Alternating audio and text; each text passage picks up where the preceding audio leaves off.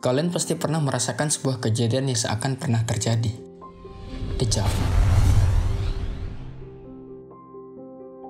Pada tahun 1876, seorang filsuf dan para psikolog berkebangsaan Prancis bernama Émile Boirac menamai kejadian ini dengan istilah deja vu, yang berarti pernah merasa atau melihat. Secara singkat, deja vu adalah fenomena merasakan sensasi kuat bahwa suatu peristiwa atau pengalaman yang terjadi saat ini pernah dialami di masa lalu. Menurut data dari How Stuff Works, 70% manusia pernah mengalami deja vu, dan yang paling sering berada dalam rentang usia 15-25 tahun. Walaupun bukan hal yang asing, namun tidak banyak orang yang mampu menjelaskan apa itu deja vu.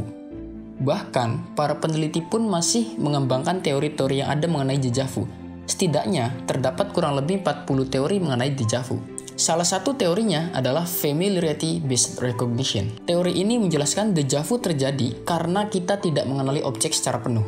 Gampangnya, seperti contoh ketika kita sedang berlibur ke suatu tempat, kemudian melihat orang mengenakan kaos partai.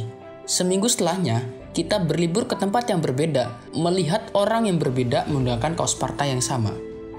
Kemudian kita merasa kejadian ini pernah terjadi. Ini yang dinamakan deja vu. Ternyata, menurut penelitian, memang deja vu ini sering dialami oleh orang yang sering jalan-jalan, sering nonton, ataupun orang yang sering bermimpi. Itu terjadi karena mereka banyak mengingat objek-objek dalam pengalaman mereka. Sehingga, umumnya ketika mereka menemui situasi baru, objek-objek tersebut membuat mereka akhirnya merasakan deja vu. Teori lain mengatakan, deja vu ini berkaitan erat dengan epilepsi.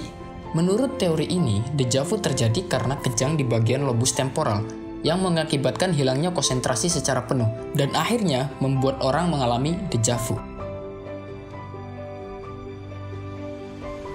Itu saja untuk video kali ini. Video ini tidak 100% benar, silakan like ataupun dislike. Saya Najmi Alfian, terima kasih.